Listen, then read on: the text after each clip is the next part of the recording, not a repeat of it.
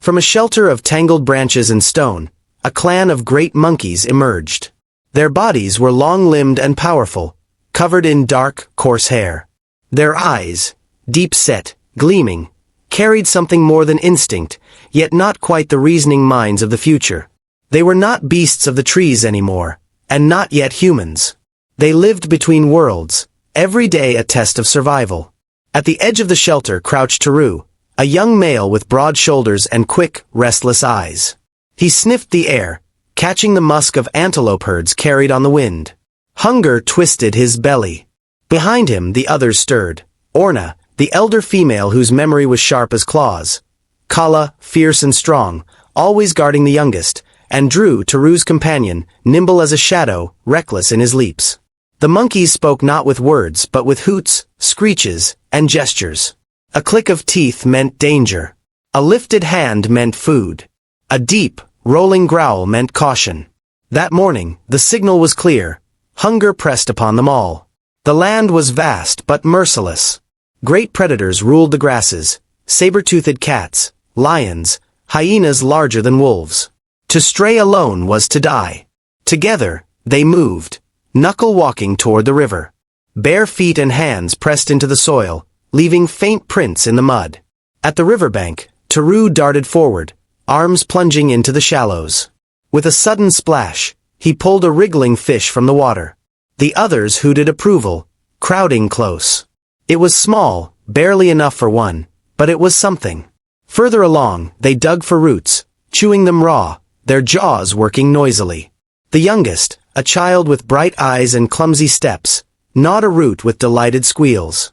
Even in a brutal world, joy flickered. Then came the cry of a leopard, sharp and echoing from the trees. Instantly, the clan froze.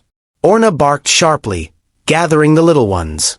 Taru seized a heavy stone, lips pulled back in a snarl. The sound faded, leaving only silence, but the lesson was clear. Danger was never far. By midday, they returned to their shelter with scraps of food. They ate quickly, raw and anxious. No fire yet softened their meal. Only the warmth of each other's bodies kept the dark at bay. As night fell, Orna began a low rhythmic hum. Others joined, their voices rough and primal, echoing like distant drums. It was not yet song, but it carried meaning. We are alive. We are together. Above them, the stars burned cold. Taru gazed upward, chest rising and falling. Something stirred within, a question he could not shape. Why did the lights shine so far away? Why did he feel more than hunger, more than fear? The answer lay in a future beyond his grasp. Yet in that silent wondering, the spark of tomorrow flickered. Morning brought hunger sharper than claws. Roots were not enough. The young whimpered. Meat was needed.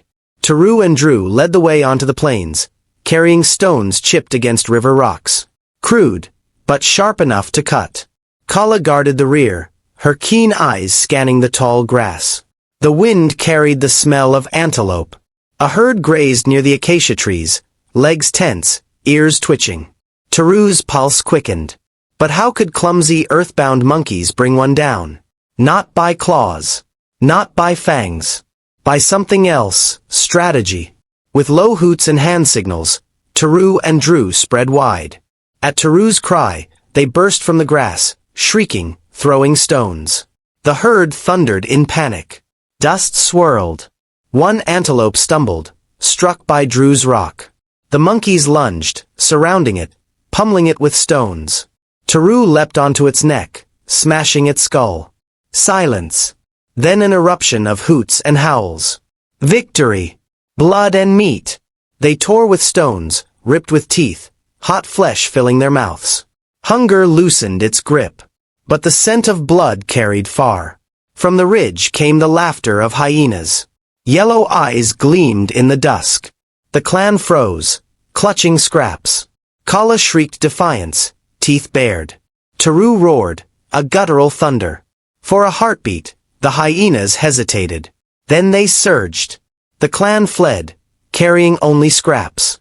Hyenas swarmed the carcass, cackling into the night. That evening, as the clan gnawed what little remained, Orna's low hoot carried meaning. Meat feeds, but it also calls death. The lesson sank deep. To survive, they needed more than strength. They needed cunning. The rains came with fury. Thunder cracked the sky. The monkeys huddled in stone shelters, soaked, shivering. Then lightning struck a tree. Flames erupted, roaring and crackling. The clan shrieked in terror. Fire was alive, a beast of heat and light. Predators fled its glow. But Taru did not flee. His wide eyes reflected the flames. Awe, not fear. When the storm ended, embers still smoldered. Taru, heart racing, took a branch and dragged a spark back to the shelter. The others gathered close, hooting nervously. The fire smoked and crackled. They fed it dry grass. It grew. For the first time, meat was roasted. The smell rose, rich and strange. They tasted it, soft, warm, easier to chew.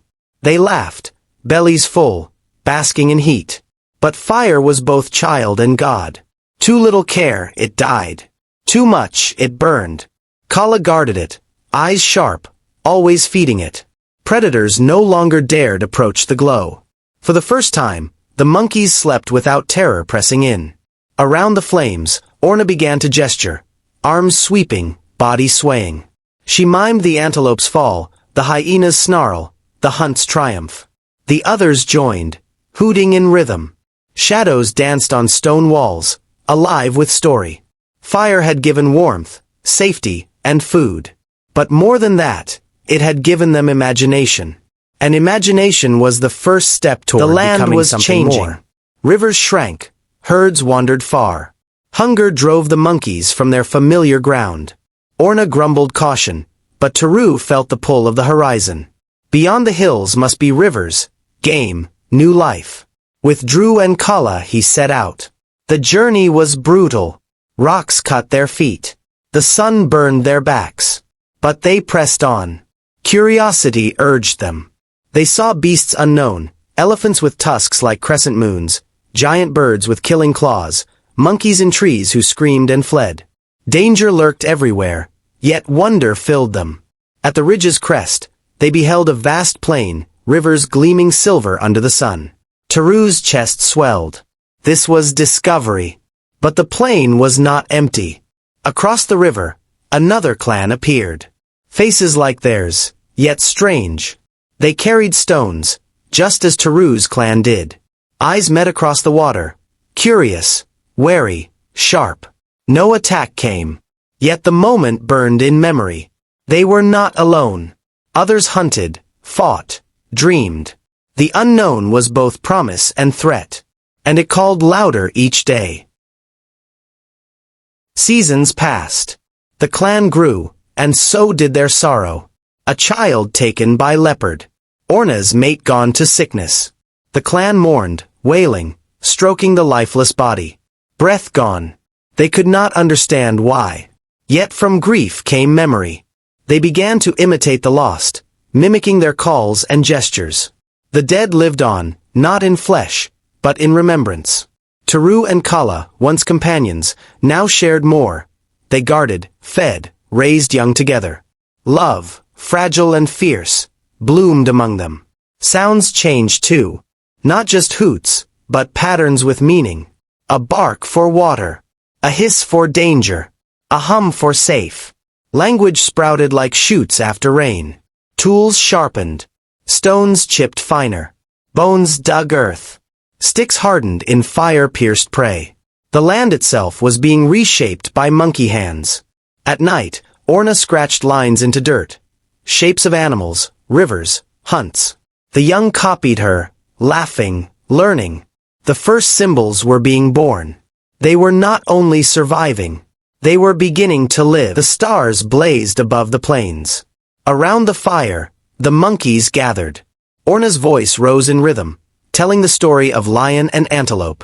Restless Drew wandered from the fire, seeking glory. He found prey, but also a lioness. Her roar split the night. Death loomed, until the clan arrived, waving fire, screaming, driving her back. Together they saved him. Together they killed the antelope. That night, roasted meat filled their bellies. Orna mimed the lioness's leap, the clan's rescue, the roar of fire. The others echoed, voices rising in chant. For the first time, memory became story. Story became echo. They felt it in their bones. What they did tonight would live beyond tomorrow. The stars above burned silently, watching.